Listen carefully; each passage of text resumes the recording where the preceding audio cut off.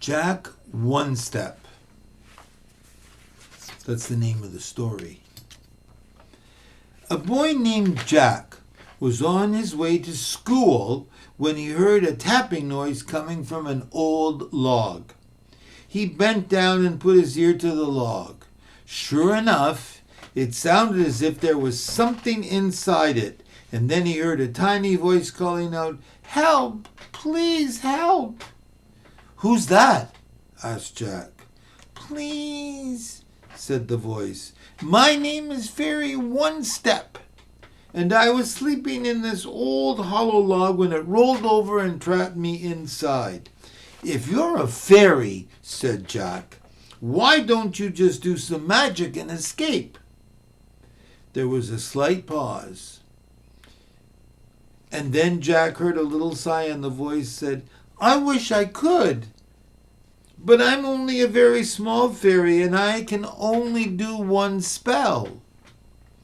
So Jack turned the log over, and sure enough, a little creature the size of his big toe hopped out and gave him a bow. "Thank you," said the fairy. "I would like to do something for you in return." "Well," said Jack, "since you are a fairy, how about granting me 3 wishes?" The fairy hung his head and replied, "I'm afraid I haven't the magic to do that. I'm only a very small fairy, you see, and I only have one spell." "What is that?" asked Jack. "I can grant you 1 step that will take you wherever you want to go," said the fairy. "Would I be able to take 1 step from here to that tree over there?" asked Jack. "Oh, farther than that," said the fairy. "Would I be able to take 1 step all the way home?" asked Jack. "Farther if you wanted," said the fairy.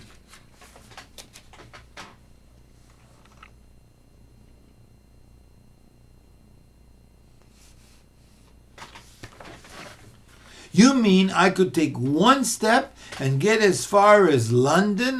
gasped Jack. You could take your 1 step right across the ocean if you wanted, or even to the moon. Would you like that?" "Yes, please," said Jack. So Fairy One Step did the spell, and Jack felt a sort of tingle go down his legs. Then the fairy said, "Now, do you think carefully where you want to go?" "I will," said Jack. Then he thought for a bit and asked, "If I have only 1 step, how do I get back again?" Fairy One Step went a little red and hung his head again and replied, "That's the snag. If only I wasn't such a small fairy." And with that he flew off, and Jack went on his way to school. All that day, he hardly listened to what his teacher said. He was so busy thinking of where he would like to step to. "I'd like to go to Africa," he thought. "But how would I get back? I'd like to go to the North Pole, but I'd be stuck there." And try as he might, he couldn't think of anywhere that he wouldn't want to get back from. That night, he couldn't sleep for thinking, but the next morning he leapt out of bed and said, "I know where I want to go." He went to the house and said aloud, "I'll take my step to where the king of the fairies lives." As soon as he'd said it, he felt a tingle down his legs, and he took a step and found himself rising into the air. Up and up he went, above the trees, higher and higher. And when he looked back, his home was like a doll's house on the earth below, and he could see his mother waving frantically up at him. Jack waved back, but he felt his step taking him on and on, over hills and valleys and forests, and soon he found himself over the ocean, going so fast that the wind whistled past his ears. On and on he went, until in the distance he could see a land with high mountains that sparkled as if they were made of cut glass.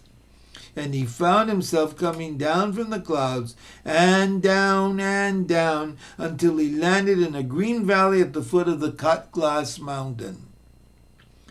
And there, on a hill up above him, was a white castle with towers and turrets that reached up into the sky.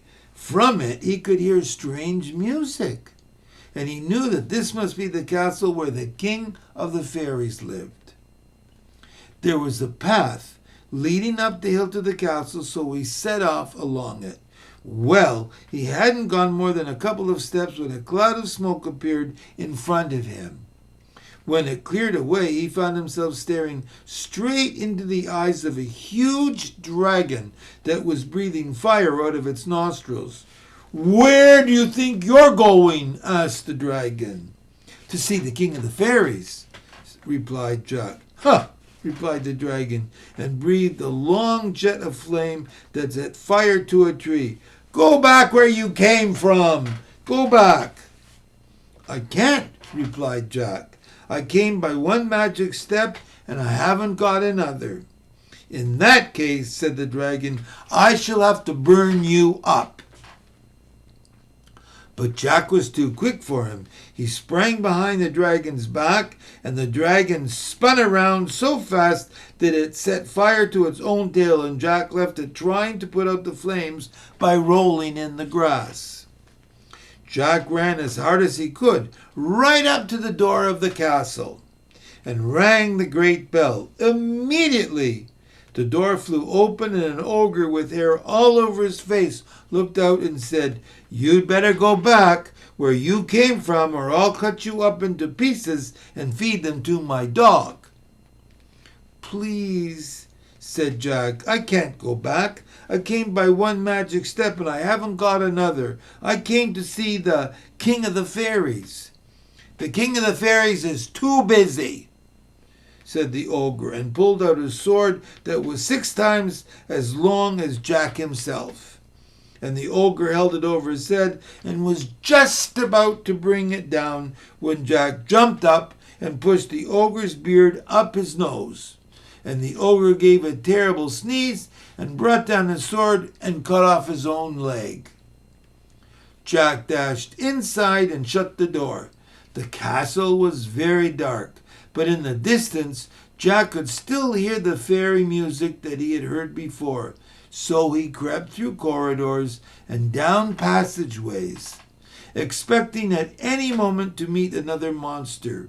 He found himself walking past deep black holes in the wall, from which he could hear horrible grunts and the chink of chains, and he could smell brimstone and the stench of scaly animals. Sometimes he would come to deep chasms in the floor of the castle and find himself looking down thousands of feet into seething waters below, and the only way across was a narrow bridge of brick no wider than his shoe. But he kept on towards the fairy music, and at length he saw a light at the end of the passage. When he reached the door, he found himself standing in the great hall of the Fairy King.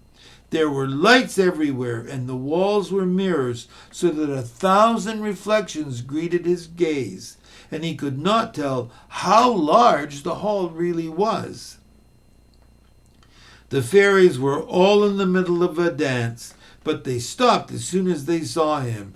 The music ceased, and at the end of the hall sat the king of the fairies himself.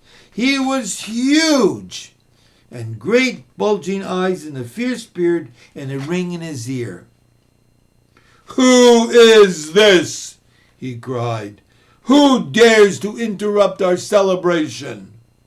Jack felt very frightened, for he could feel the power of magic hovering in the air, and all those fairy eyes, wide and cold, staring at him. "Please," said Jack, "I've come to complain." "Complain!"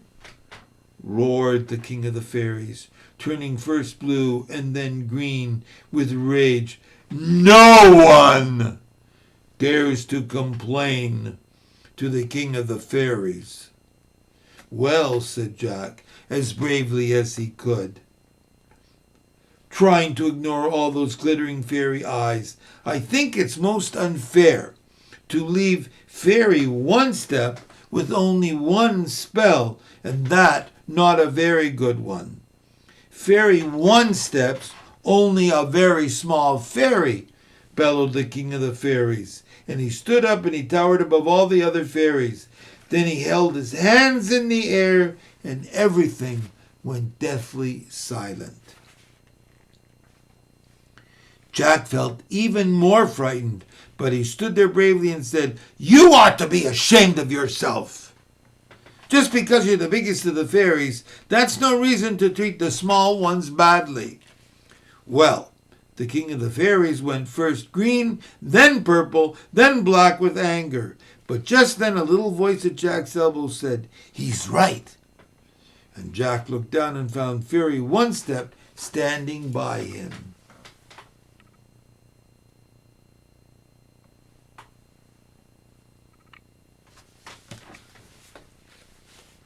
Then another voice at the other end of the hall said, "That's true. Why should small fairies be worse off than big fairies?"